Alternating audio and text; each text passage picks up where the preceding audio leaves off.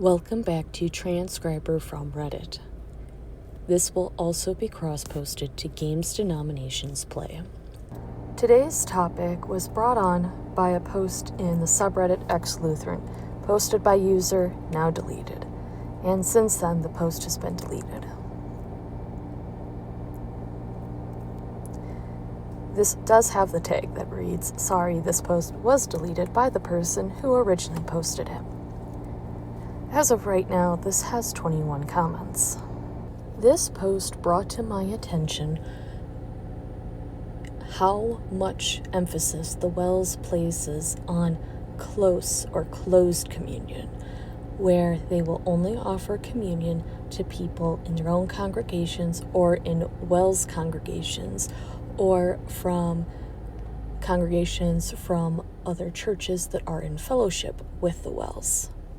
Like here, user PDX Craig wrote, "I always thought about Jesus instituting the Lord's Supper and how he did not go around the table asking them individually if they were WELS or ELS or not, LOL.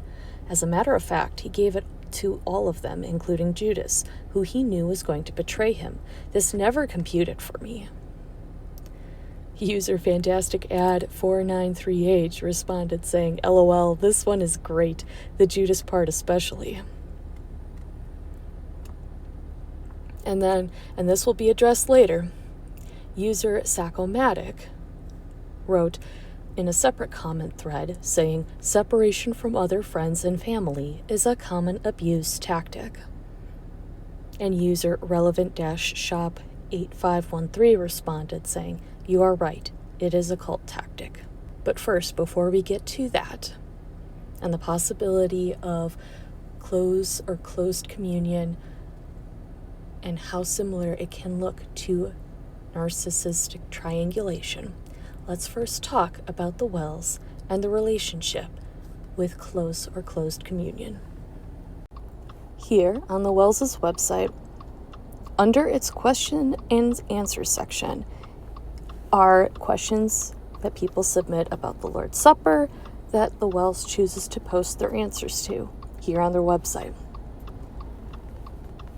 There could be a much shorter blurb that they could put towards the top, where they explain that they practice close or closed communion, and that the answers below are there to elaborate their stance or stances regarding the different questions that people have regarding communion, whether it be about the close or closed part of their communion, or they have other questions about how the WELS chooses to practice Holy Communion.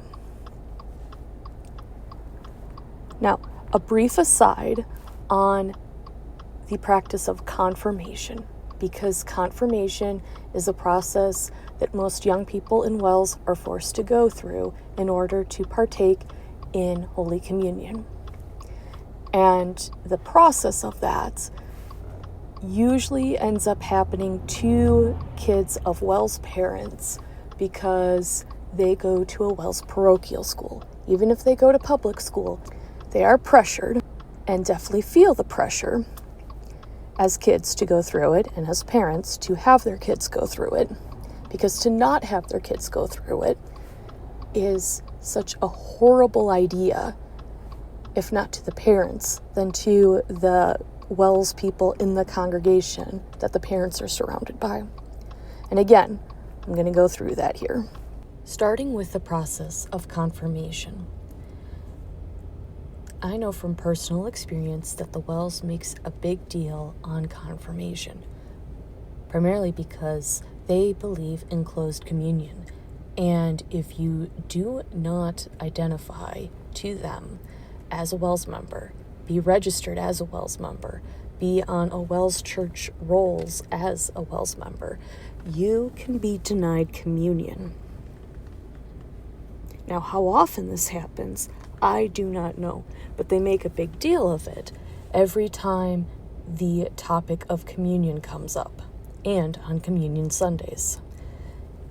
It's usually posted somewhere, whether in the bulletin or on a board somewhere, that they do closed communion.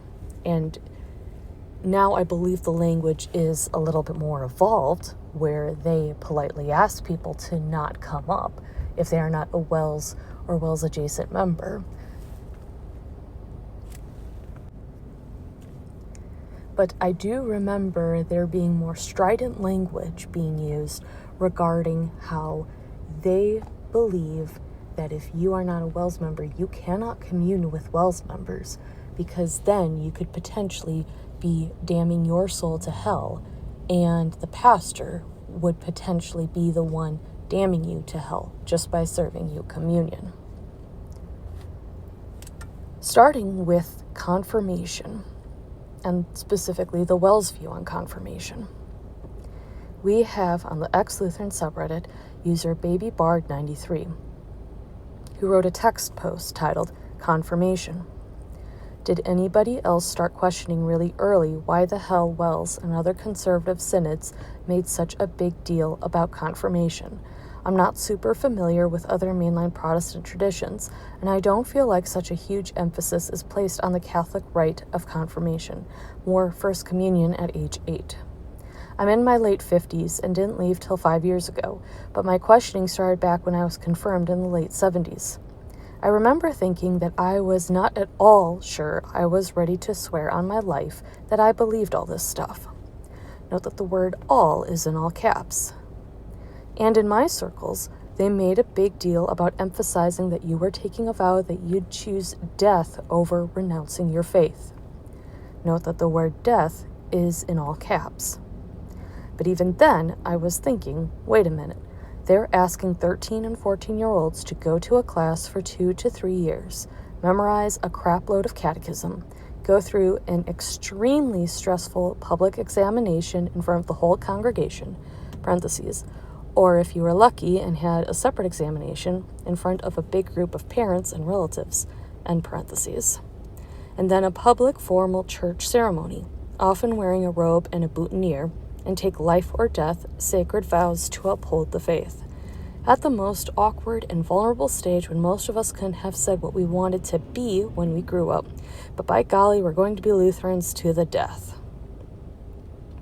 Note that the words extremely and be are in all caps as well. Continuing on, and it wasn't like you had a choice. Nobody ever asked if this was what you wanted. It was just expected of you. Especially when you came from an established church family. Parentheses, I was a third-gen PK. End parentheses. Note that the letters PK stand for pastor's kid. If you said you weren't sure about this whole Lutheran thing, they'd have looked at you like you said you didn't care for breathing air. I figured they did it at that age because you were especially vulnerable, ... and emotional, ... and still unable to really assert your own independence. Note that the word because is in all caps. It's just ... what you feel. And you knew some of the kids didn't really care or feel especially invested in it. And their parents, who maybe weren't an old established church family, likely didn't force them to continue after that. Note that the word weren't is in all caps. Thus, the old pastor's joke about trying to get bats out of the church steeple and nothing worked, ... quote, but then I confirmed all of them, and none of them ever came back, end quote. My husband converted before we got married, parentheses, and he converted right along with me, end parentheses. And when I talked about this, always observed that it was basically just another coming-of-age rite of passage thing, like in so many cultures the world over. You have to go through a difficult and painful trial and take sacred and maybe secret rites and vows. He got in the habit of referring to it as, quote, being stuck in the sweat lodge, end quote, or, quote, the mud hut, end quote. I think that your husband makes a great point, Opie, but I think that the sweat lodges and mud huts would take offense to that because there's more spirituality, I believe, in the whole process of the sweat lodge or mud hut compared to the years of boring confirmation and the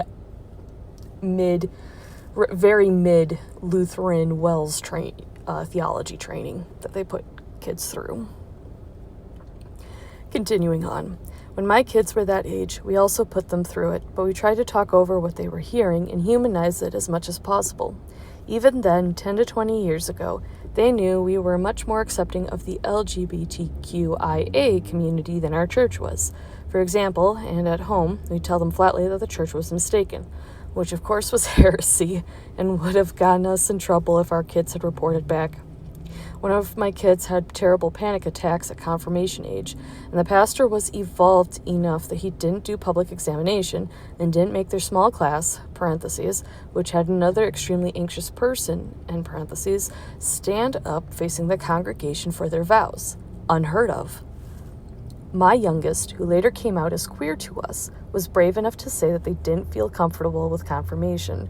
So then I had to put my money where my mouth was and support them. It was a scary first step for us to eventually leave. My family was shocked, but mostly stayed out of it.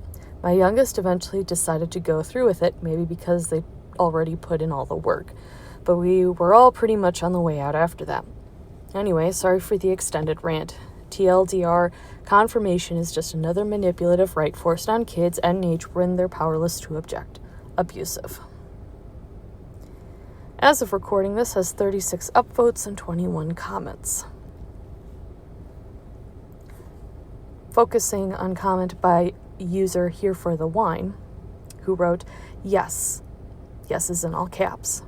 I remember being terrified and confused. We were all such little shits in class, ...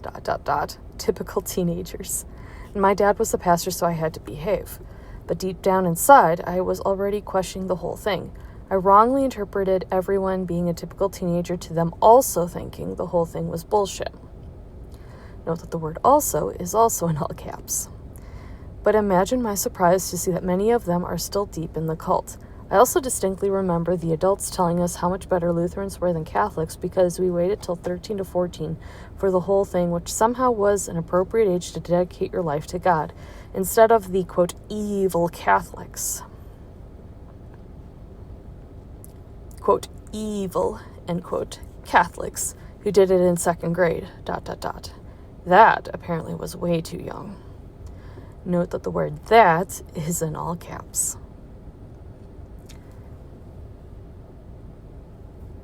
Yeah, it is also, I want to point out, very culty that they assume all kids will be going through confirmation.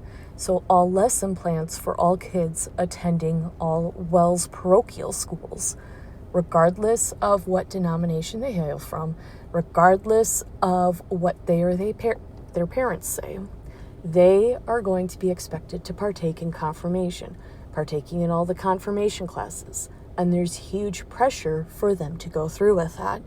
As far as I know, there is no exceptions, none for any of the kids.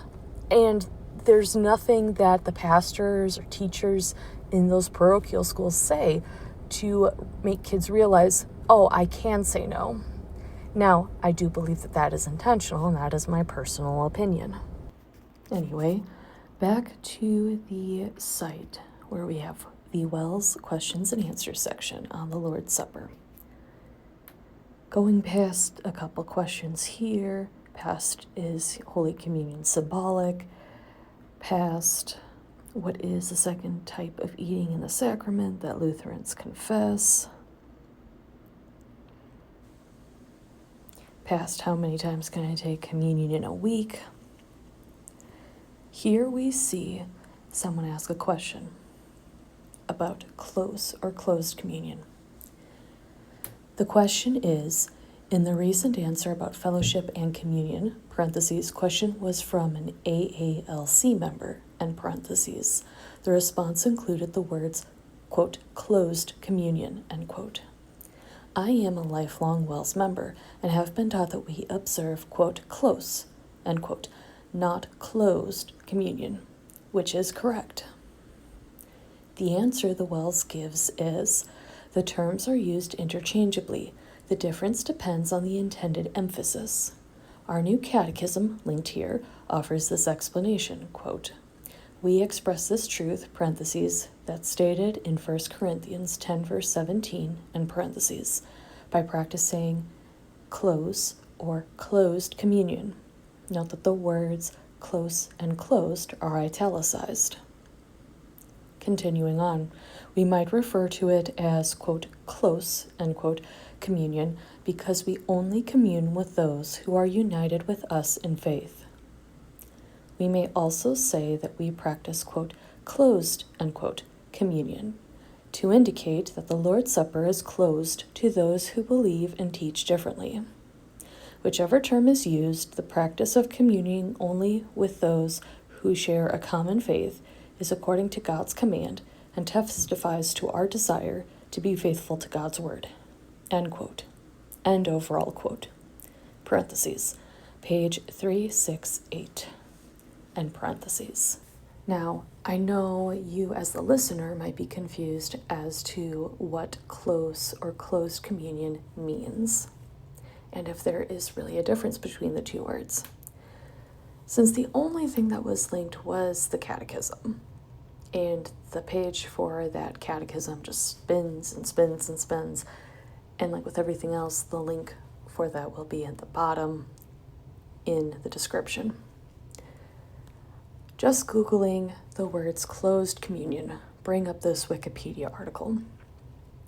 Here in the article, it says, closed communion is the practice of restricting the serving of the elements of Holy Communion, parentheses, also called Eucharist, the Lord's Supper, end parentheses, to those who are members in good standing of a particular church, denomination, sect, or congregation.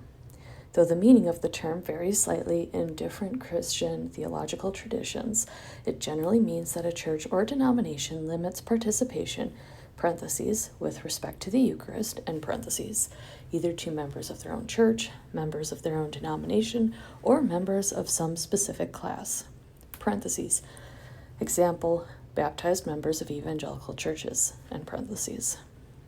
This restriction is based on various parameters, one of which is baptism. Moving down to the section where it has the words close communion in quotation marks, we read, among the modern descendants of the Anabaptists, the Amish, Old Order Mennonites, and Conservative Mennonites all practice what they term close communion, restricting communion to members of a local congregation only. Note that the words close communion are italicized. Continuing on, the term close communion normally means the same thing as closed communion. Note that the words close communion and closed communion are in italics. However, some make a distinction, so the terms can be a source of confusion. The most prominent distinction, parentheses, which in some circles may be called, quote, correct communion, end quote, and parentheses, is one where a member of a congregation holding the, quote, same faith and practice, end quote, as the hosting congregation, parentheses, generally meaning being a member of a congregation in the same or a similar denomination, end parentheses, may participate in the service, but a member of another denomination may or may not. For example, a Southern Baptist congregation practicing close communion, point, would allow a member of another Southern Baptist congregation to participate on the premise that both congregations are of the, quote, same faith and practice, end quote, as they are both in the same denomination, and, point, would, parentheses, most likely, end parentheses, also allow a member of an independent Baptist congregation to participate.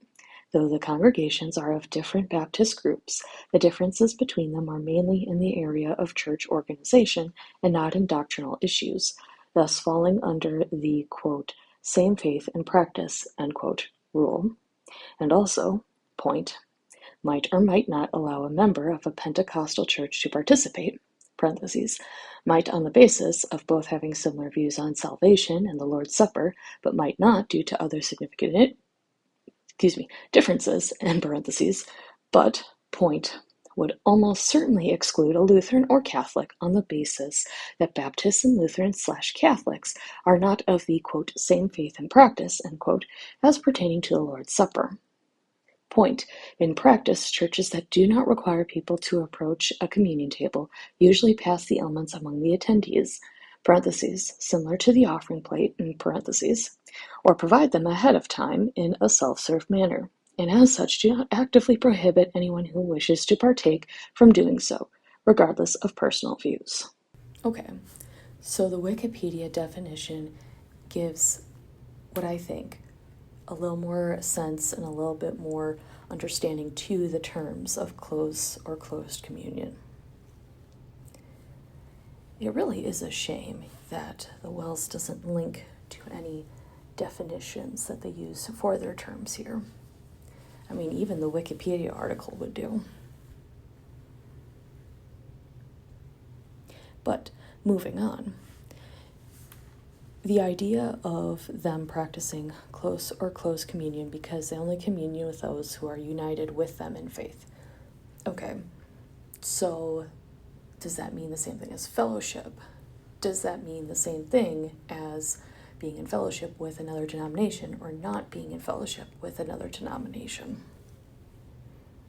Which is a question that is brought up in different terms by this next question, where the user asks, as an ELCA church member, or ELCA, or Evangelical Lutheran Church of America, will I be permitted to receive communion in a WELS church?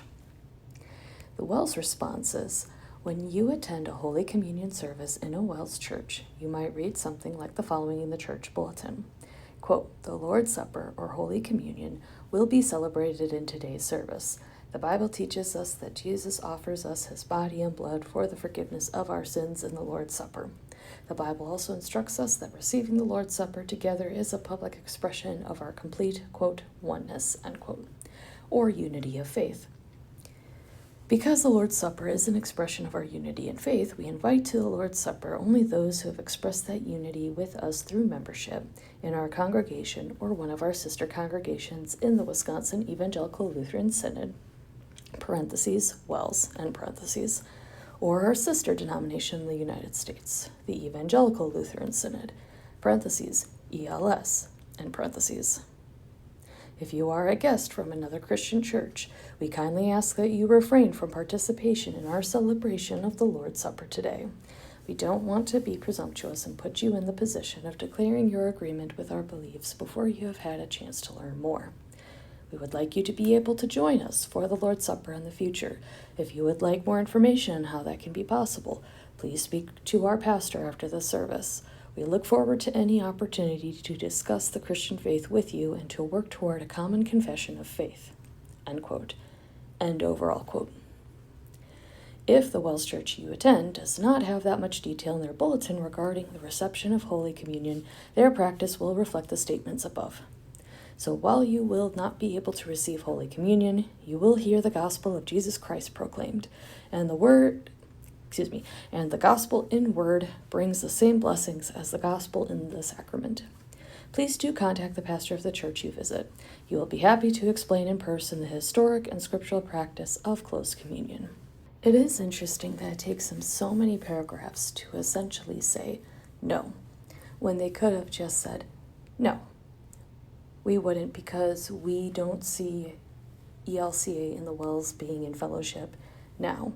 In my personal opinion, the WELS is this verbose about an answer that could be easily answered in less than 2 sentences because, like in their previous answer to the previous question regarding close versus closed communion, they don't link more information for you to look this up yourself because they want to control your access to figure out that information. They want you to talk to one of them so you can be steered towards what they consider the appropriate resources to look further into this. If they really wanted you to understand more about this so-called historical practice, they would have no problem linking it on their site here. And they would also have no problem taking 2 sentences to explain to a person what their stance is versus using multiple paragraphs to essentially say no. Also, it's very much a waste of space to do that for one question when you see other questions here below where someone is asking who comes from the CLC, someone who's considering transferring to the LCMS, someone who is asking as a non-Lutheran guest who attends a Presbyterian church, and more questions here on the website that I can't cover right now. You would think it would make more sense to just have that blurb at the top along with a statement of fellowship. But apparently, it makes more sense to hide their answers beneath each of the questions instead of just having multiple statements out at the top for ease and finding. I guess keep it simple doesn't apply to them. The questions that it also brings up are valid, such as the one that's brought up by user CodDelicious5398, here again in the ex-Lutheran subreddit, who wrote a post titled Close Communion. The body of the post is text that reads as follows: How does WELS and LCMS get close communion? Parentheses, church decides who is allowed to take communion, end parentheses, from these verses. 1 Corinthians 11, verses 27 through 29, parentheses, CSB, end parentheses. Quote, so then, whoever eats the bread or drinks the cup of the Lord in an unworthy manner will be guilty of sin against the body and blood of the Lord. Let a person examine himself in this way. Let him eat the bread and drink from the cup. For whoever eats and drinks without recognizing the body eats and drinks judgment on himself, end quote. Romans 16, verse 17, parentheses, CSB, end parentheses. Quote, now I urge you, brothers and sisters, to watch out for those who create divisions and obstacles, contrary to the teaching that you learned. Avoid them, end quote. I can argue they are not following God's word by closing communion to those who would like to take it. Nowhere does it say you must be a member of a church to take communion. Even more, it says people should examine themselves, not that the church needs to examine people. And it says not to create divisions or obstacles contrary to the teachings you have learned.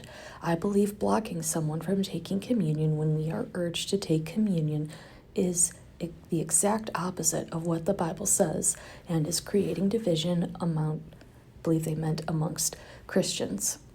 If adults have examined themselves, where does it say you need to be a member of a specific denomination?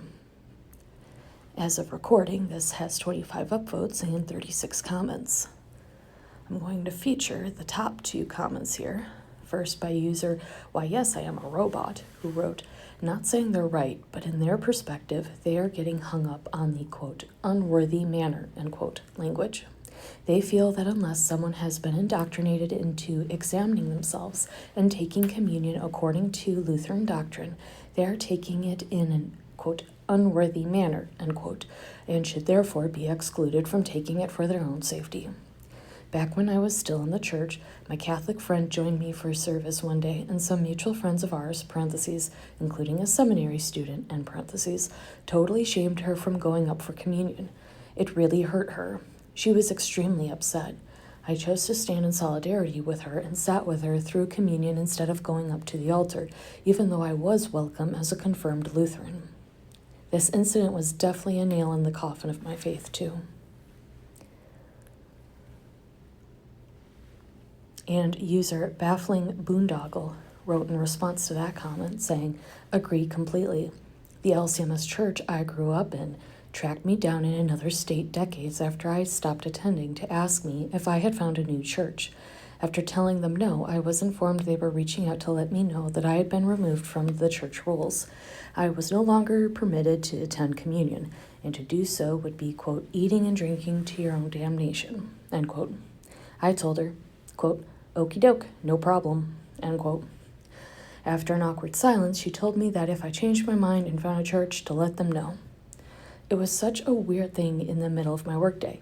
I still think about it occasionally and laugh.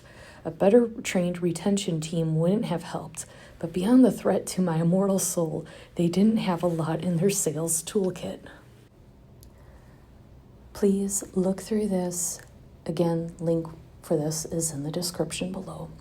Please look through this and read through the rest of the comments. Please do so with an open mind and heart. a lot of us in this space have suffered a great deal and know people who have suffered as much or worse. And it's because of man-made rules like this, or very rigid interpretations. There's never any apology for it either. Never any showing of consideration. Never showing empathy in the way that these rigid rules are discussed.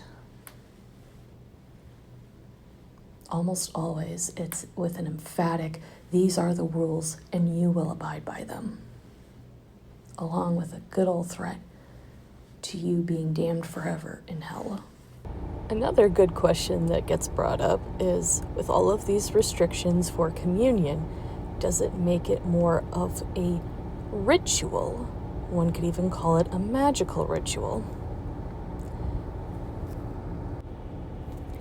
And where does the theology stop and the ritual magic begin? Here, posted in Ex Lutheran by user now deleted, primarily a text post, the title reads, "The Difference Between Communion and Magic." I was attending a Concordia, taking the obligatory, quote, Theology of Luther, end quote, class. While covering communion, I started to get the feeling we were holding a lot of our theology together with duct tape and binder twine. The official definition of a sacrament is God's grace imparted through words and element, parentheses, material means, end parentheses. It struck me that the definition of magic is the same, with different language. Word and element for Christians, while witches might say incantation and ingredients. Communion requires ingredients for the magic to work, as does baptism. The idea haunted me for a long time, but faith has a way of fogging clear thinking. Christianity was, somehow, distant from magic. When we were already close to finally leaving the church, we got the affirmation we needed. Our pastor missed a step in consecrating the wine. Halfway through communion, he sent everyone back to their seats because the consecration was, quote, ineffective, end quote, and had to be performed again, properly. The magic incantation was wrong, and as a result, no one was receiving the promised communion magic. The pastor redid the consecration, at which time a few people clapped, and then we carried on our magic service.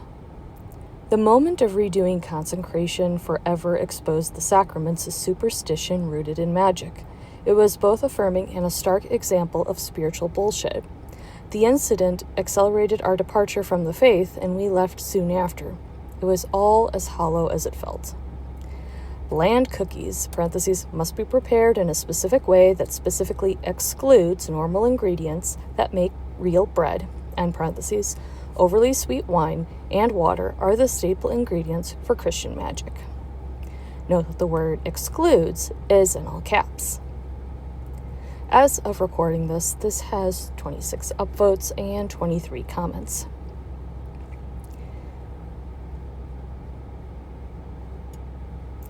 And here I'm going to feature 2 more comments. User Sacomatic wrote, "They'll say it's bad to fall into, quote, going through the motions, end quote, and that's literally what they're doing all the time."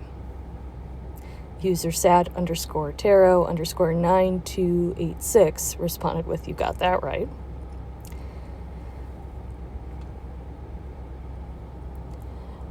And then here's the next set of comments. User Unbalanced Checkbook with the tag XWells wrote, "There was a Catholic priest who changed one word in the magic incantations for baptism. He did thousands of baptisms over decades using the wrong magic word, parentheses, quote, we, end quote, versus, quote, I, end quote, end parentheses. The Catholic Church found out and decided that everyone he baptized this way was condemned to eternal hellfire as a result. Now this priest has a lifelong mission to find every one of these people and rebaptize them using the right magic words. If he baptized some priests, those priests are not officially Catholic. Parentheses, word is still out as to whether any magic ceremonies they performed were effective. End parentheses. Anyway, Lutherans are no different. There's this idea that some person knows the, quote, mind of God, end quote, so exactly that they can come up with the exact incantations that will cause certain spiritual things to happen, and no other variations will be acceptable to, quote, God, end quote. Never mind that the whole religion is completely arbitrary, and much of it was decided by committee. OP responds with a link to the NPR article regarding the priest and baptisms, saying, yeah, ... He used the corporate, quote, we, end quote, which is theologically inconsistent with a priest being Christ, and therefore, quote, I baptized you, ... parentheses, in my own name, ... in a weird way, in parentheses, end quote. Note that the word I is italicized and in bold. Continuing on, ironically, Lutherans officially reject pastor as intercessor / stand-in for Christ, but both have the language, quote, therefore, in the stead and by the command of our Lord and Savior Jesus Christ, etc., ... end quote, Lutheran pastors are Jesus to their flocks. It just never really made enough sense. Yeah. And this is totally fair and realistic reaction to all of these crazy rules and logistics that you have for what are supposed to be simple ceremonies. At least if you only look to the Bible and not to the mountains of theological conversation regarding what was written in the Bible.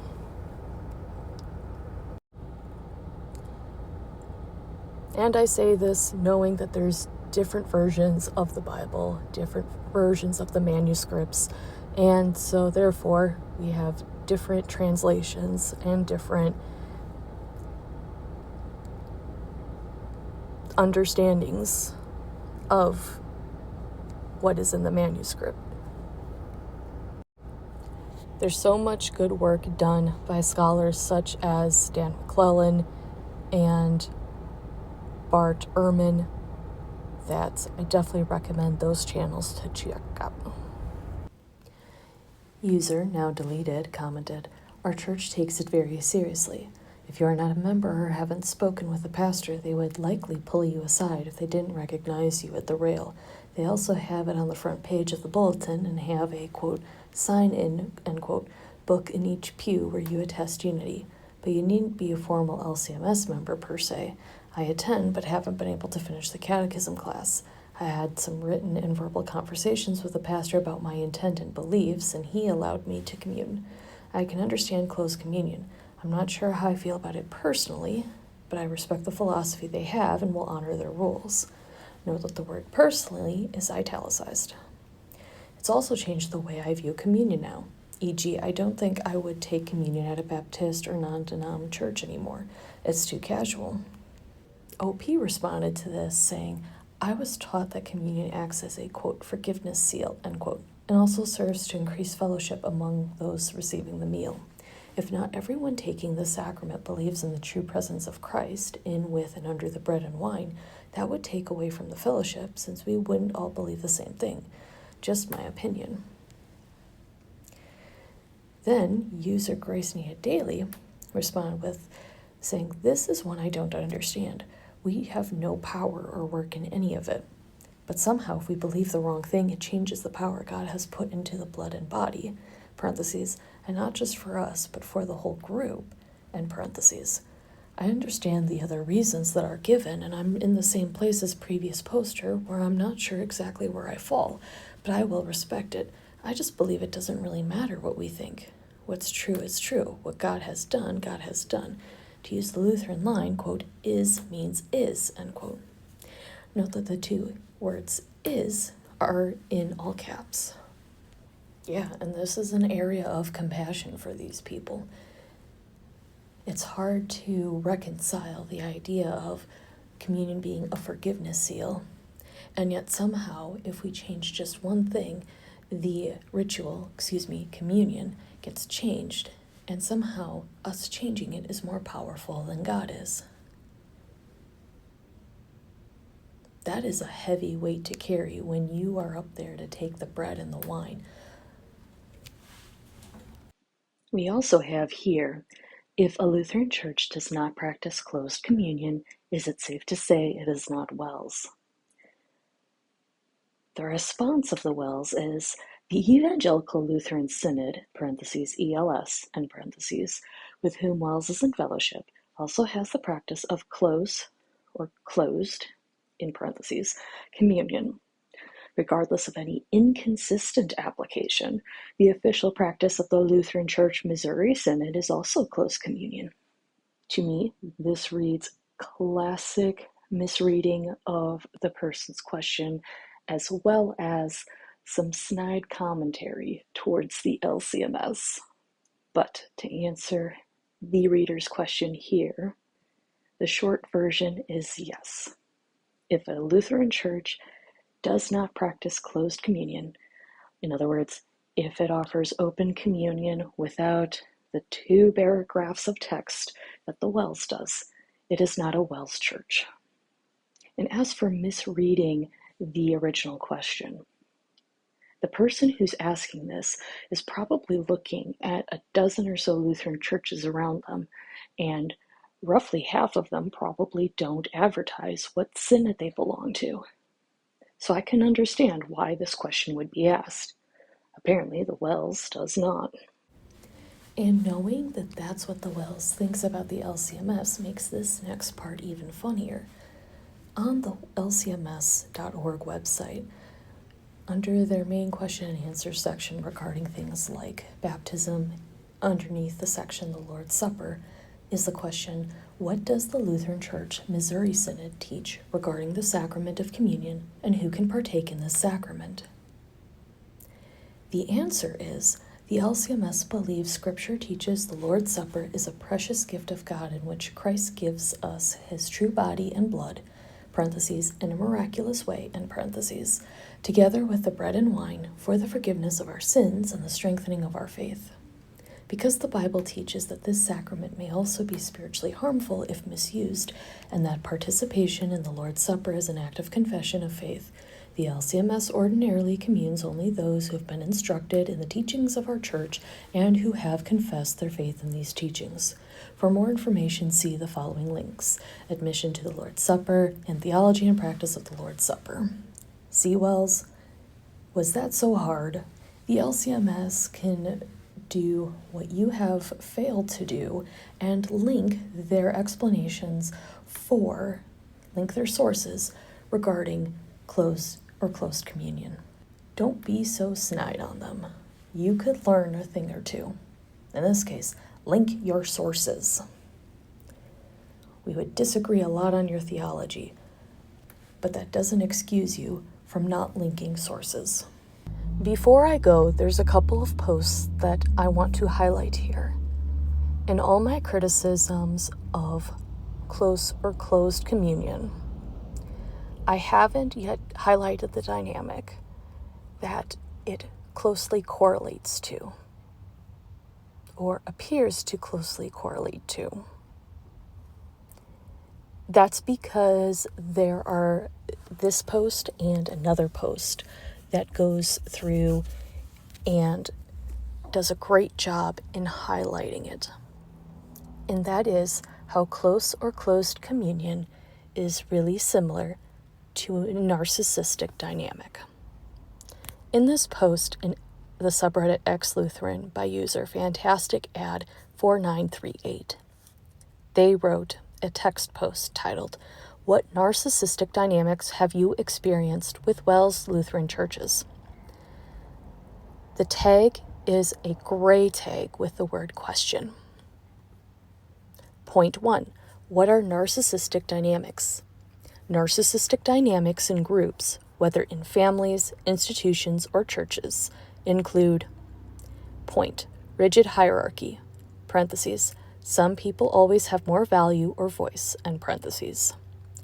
point, control through shame or guilt, point, conditional love and acceptance, point, in-group superiority and out-group inferiority, point, lack of empathy for those who struggle or question, point, fear-based obedience and conformity, Let's apply this framework to communion.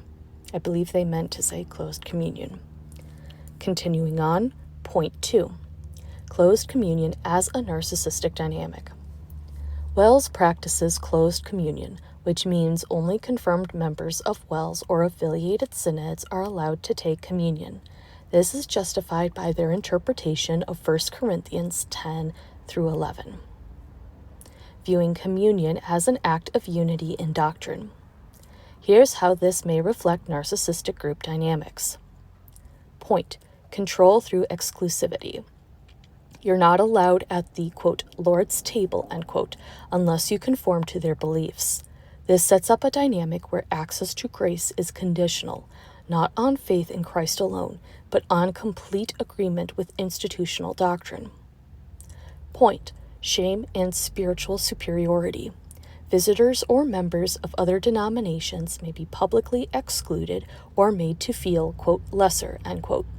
This can create deep shame and spiritual insecurity, especially when it's presented as your fault for not believing, quote, pure, end quote, doctrine. Point: gaslighting under the guise of love. WELS may say, quote, we do this out of love for you, end quote, which can feel like emotional manipulation. The idea that exclusion is loving is often a hallmark of narcissistic systems, where harm is rationalized and empathy is withheld. Point: false unity over honest diversity. Rather than dealing with theological disagreement openly and with empathy, it's masked by exclusion. This reflects a narcissistic need for everyone around them to reflect their own image. Below it, we read point 1, fundamental beliefs and broader narcissistic dynamics in WELS. Several core WELS doctrines and practices can create a culture with narcissistic undertones. Point A, absolute certainty in doctrine. First subpoint, WELS believes that they alone preserve the, quote, pure, end quote, gospel. This leads to superiority complex. They often view other Christians as either misled or dangerous, even if they love Jesus deeply. And infallibility projection. Questioning the church is often seen as rebellion against God, not a search for truth. Point B, rigid gender roles and hierarchy. Point: women can't serve in pastoral roles or even vote in many congregations. Subpoint 1. This reinforces a power imbalance where some voices, parentheses, usually white male pastors / elders, end parentheses, dominate. Subpoint 1. This reinforces a power imbalance where some voices, parentheses, usually white male pastors / elders, end parentheses, dominate. Subpoint 2. Emotional invalidation is common when women speak up, another narcissistic trait. Point C. Lack of transparency and pastoral accountability. Point: the church hierarchy is strong, but accountability is often weak. Pastors can be idolized, their authority rarely questioned. Point: spiritual abuse is often swept under the rug or reframed as, quote, discipline, end quote. Point D. Fear-based discipleship. Subpoint 1. Children and adults are taught to fear eternal damnation for doctrinal deviation. Subpoint 2. Guilt, shame, and fear are key tools of control, not spiritual growth. Subpoint 3. People who leave WELS are often shunned or pitied, not supported. First point, what it feels like, parentheses, especially to sensitive or independent-minded people, end parentheses. For someone who is deeply empathetic, emotionally intuitive, and idealistic, someone who seeks authenticity and personal meaning in their relationships and beliefs, WELS can feel, point 1, cold. Point 2, spiritually arrogant. Point 3, emotionally manipulative. Point 4, hostile to nuance, ambiguity, and lived experience. Side note, I personally identify with having felt all four about the WELS. Continuing on, these individuals often want to understand others' pain, find emotional truth, and build inclusive communities. In a church culture that demands conformity and suppresses emotional honesty, They may feel deeply misunderstood, judged, or even broken. The more they try to express their inner truth, the more they may be dismissed, invalidated, or spiritually gaslit. This mirrors how narcissistic systems behave. Your reality is denied, your voice is silenced, and you're only loved when you hide who you are. Point 4a, how analytical, independent thinkers might experience it. Subpoint, for someone who is intellectually curious, values internal consistency, and questions everything before accepting it, WELS can feel equally suffocating, but for different reasons. Subpoint 1, frustration with dogma. The rigid belief system and claims of absolute doctrinal purity clash with their drive for open inquiry and truth-seeking. These individuals want to follow ideas wherever they logically lead, not just obey rules. Subpoint 2, suspicion of intellectual dishonesty. When church leaders use circular reasoning, ignore valid questions, or label sincere doubt as sin, it can feel manipulative or even cult-like. These thinkers are sensitive to systems that protect authority over truth. Subpoint 3, disconnection from emotional groupthink. In systems where loyalty is prized over logic and emotional allegiance overrides reason, they may feel alienated or even embarrassed for others. Subpoint 4, resistance to blind conformity. They don't comply just to fit in. They need to understand and agree before participating in belief or practice. When pressured to accept doctrine, quote, because the church says so, end quote, it often provokes quiet rebellion or disengagement. To this kind of mind, WELS may resemble an ideological echo chamber where intellectual exploration is not only unwelcome but punished. Point 4c, how it affects relationships between children.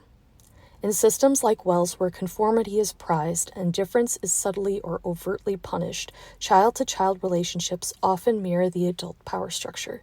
Here's how. Social hierarchies are reinforced early. Children quickly learn that obedience, sameness, and religious knowledge are rewarded. Those who are different, more sensitive, curious, neurodivergent, artistic, or unsure may be quietly marginalized or openly excluded. Empathy is not modeled.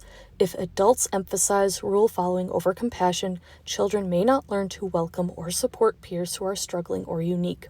Kids who are excluded are often left out without intervention because teachers and parents assume it's normal. Shaming becomes peer enforced. Children internalize messages about worth being tied to behavior, belief, or gender roles. This can lead to peer shaming of kids who ask tough questions, dress differently, or don't fit in. It mirrors how narcissistic families train children to police each other in service of the system's image. Quote, nice but cold, end quote, peer dynamics. Kids may act superficially polite but emotionally distant or exclusive. True friendship, based on emotional openness, shared vulnerability, or acceptance of difference, can be hard to find. This creates loneliness for children who value genuine connection over group status. Popularity linked to adult approval. Kids who excel at conforming, parentheses, reciting memory work, behaving quietly, participating in church, and parentheses, often become the socially favored ones. Others may feel invisible, despite trying hard to fit in. In short, children absorb the narcissistic structure and begin reenacting it among themselves. Empathy, creativity, and emotional honesty may be treated as weaknesses, while conformity and image management are rewarded. This leaves some children feeling unseen, excluded, or quietly ashamed of who they really are. Side note, it's also worthy to point out that the adults reward the children, which the author mentions, but I am reinforcing it here. Adults reinforce it, reward their children, and the children reenact the same systems and same trauma on their children. Point 4D, how it affects adult-to-adult interactions. In a system that centers control, conformity, and hierarchy, relationships between adults often stop being mutual or respectful. Instead, they can feel transactional, authoritarian, or emotionally distant. Here's how that plays out in WELS communities. Point 1, authoritarian behavior masquerading as, quote, spiritual concern, end quote. When teachers or church leaders say they, quote, expect, end quote, your children to attend church, it's not a suggestion. It's a command cloaked in spiritual language. There's an underlying assumption that, subpoint 1, they know what's best for your family. Subpoint 2, they have the right to dictate your private spiritual life. Subpoint 3, you should be compliant, not discerning or autonomous. Subpoint 4, this is bossy, presumptive, and controlling, especially when it's framed as, quote, normal, end quote, within the school or church culture. Point 1, conditional warmth and social policing. I've noticed people acting cold to me after I step out during close communion, and that's a classic form of covert punishment in narcissistic systems. Subpoint 1, it's othering to those who don't conform. Subpoint 2, social coldness is used to nudge you back into line without any direct confrontation. Subpoint 3, the expectation is clear. Quote, if you want to be treated warmly, participate fully on our terms, end quote. Subpoint 4, this social punishment creates pressure to comply even when it doesn't feel right. It weaponizes belonging and isolates those who won't fake agreement. Next point, expectation without reciprocity. There's an unspoken contract in WELS settings. You're expected to show up, sit through services, parentheses, even ones that exclude you, end parentheses, donate money, enroll your kids, respect the rules. But emotional warmth, empathy, and inclusion aren't guaranteed in return. This reflects the entitlement common in narcissistic systems. Quote, we deserve your loyalty, obedience, and resources, end quote. Quote, you don't deserve emotional validation unless you perform correctly, end quote. You're expected to keep giving to the system, even if the system doesn't feed you spiritually or treat you with basic dignity. Point 4, surface niceness, deep disconnection.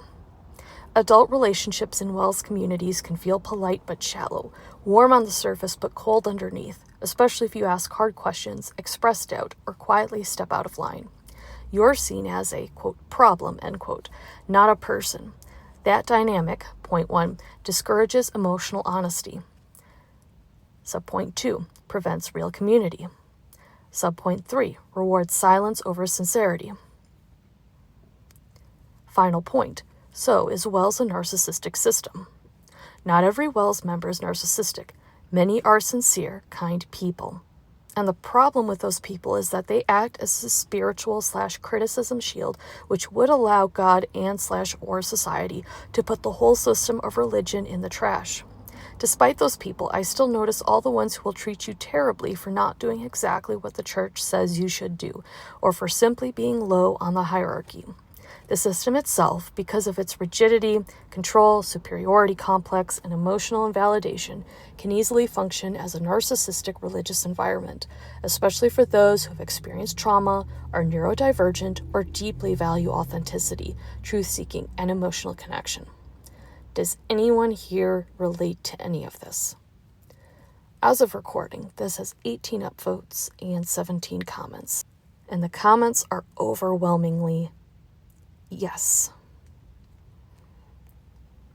Featuring user BabyBard93, who wrote, hello, can I send this anonymously to every one of my WELS relatives, especially the pastor/Theo bros, crying, laughing emoji face.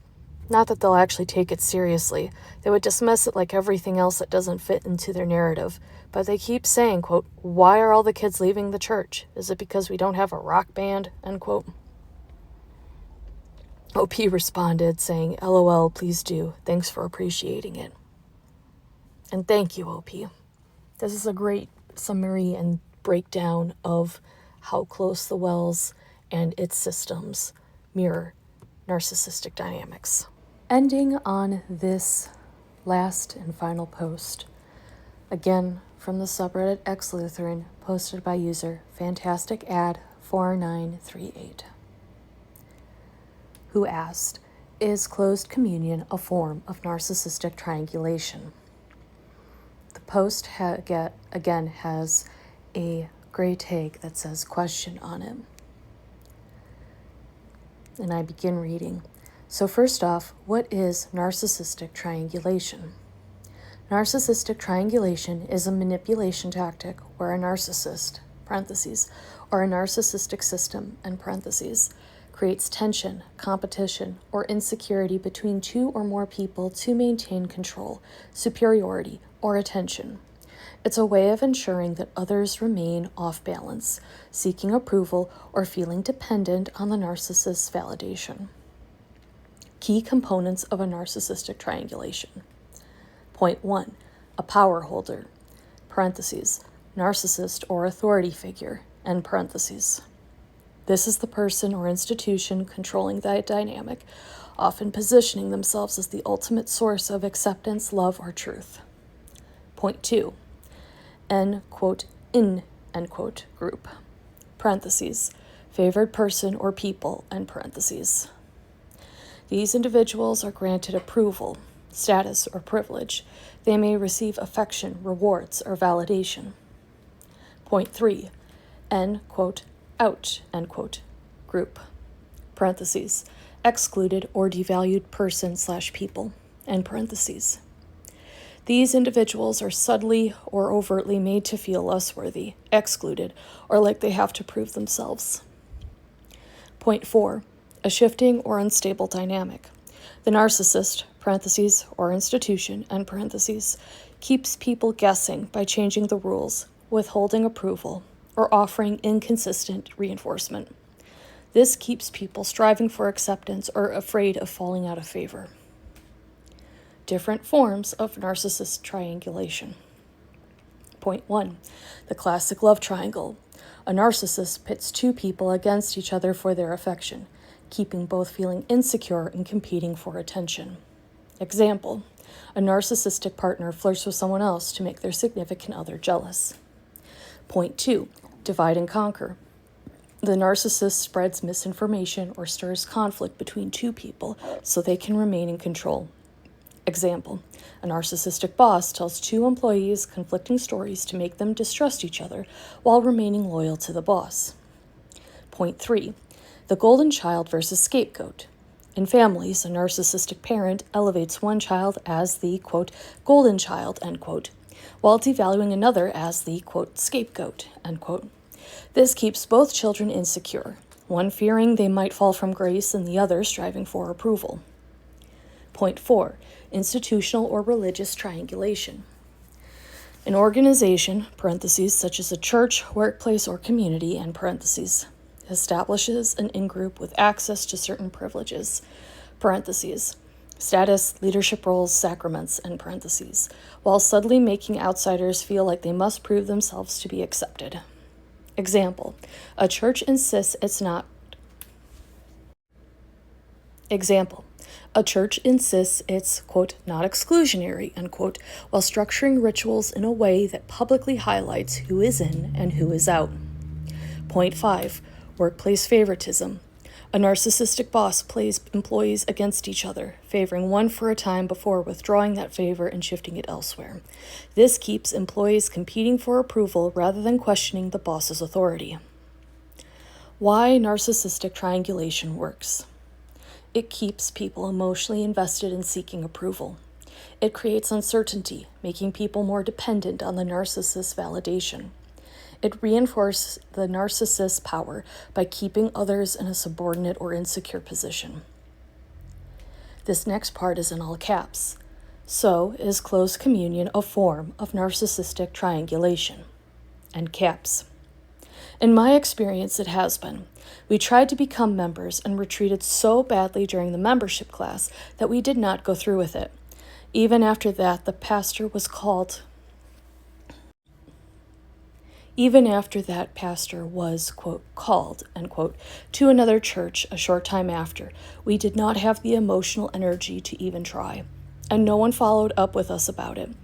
But despite this, we still get stupid notes from school saying they expect the children to attend church, and when we go, it's the same crap every time. The pastor stands up and says, quote, we're not trying to be exclusionary, but only members can take communion, end quote.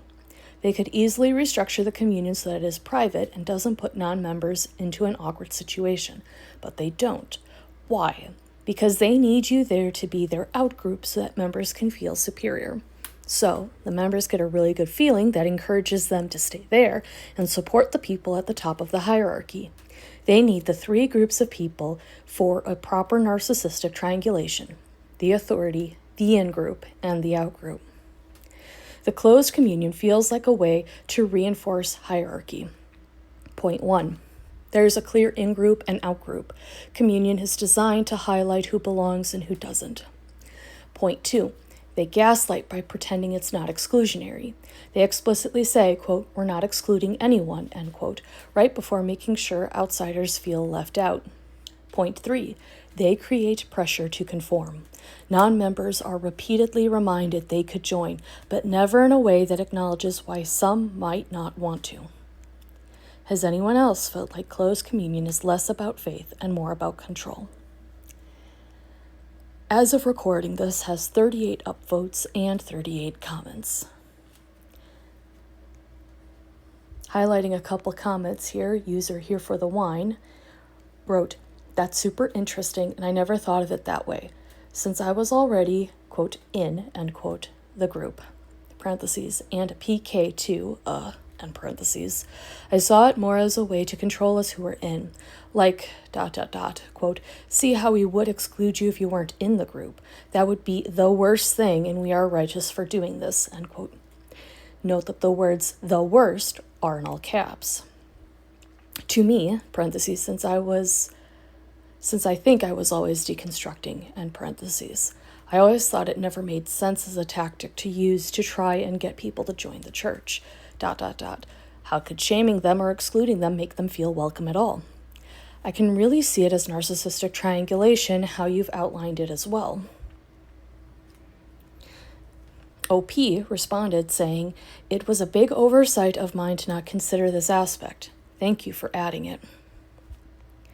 To which user Here for the Wine responded saying, "Not an oversight, ... I really appreciate you posting this. I hadn't really considered how it might have looked to someone who wanted to join a church. Good discussion. Thank you." User Catnix wrote, "If you take communion without understanding it, you will be taking it to your own damnation, parentheses, unknowingly, end parentheses, and the church doesn't want to be responsible for your damnation, ... This is the gaslighting part. I know it too well." Vomiting emoji face. User Oh My Cuticles wrote, "My perhaps overly simplified understanding, parentheses, and experience, end parentheses, of it is that catechism class and confirmation are an extended hazing process, and closed communion is the, quote, reward, end quote, at the end of that. Like it's a way of manufacturing a, quote, sunk cost, end quote, so that you're in too deep to turn back. After a couple of years, parentheses, in my case, end parentheses, of concentrated mental and emotional abuse, you finally make it to the point of being accepted by the in-group, and you now feel the same sense of accomplishment and superiority that the rest of the in-group has." Note that the word "finally" is in all caps. This feeling of superiority is a glue that holds the in-group together and perpetuates the system. As an aside, near the end of my detangling from the church, after spending 6 years in services as a closeted atheist, I refused communion, and it was one of the most exhilarating, transcendent, and symbolic moments of my life. I had finally broken free despite their Herculean effort to break and contain me. Tragically, many are not fortunate enough to escape, but ironically, those that do may be afforded the most resplendent, transformative release because of the measures put in place to weigh them down. Note that the word "because" is in all caps. My escape from Lutheranism is my hero's journey. As with the other links, I will include these in the description. As for me, my personal come to Jesus moment, so to speak, regarding closed communion, and not realizing until I read OP's post here that it could be a form of narcissistic triangulation. But the reason that closed communion fell apart for me was taking communion from a Jesuit church. They don't announce any sort of closed communion. They don't make it a big deal. They offer it to you with the knowledge that Paul is saying that if the person, that is the individual taking communion, takes it irresponsibly, they are putting their own soul at risk.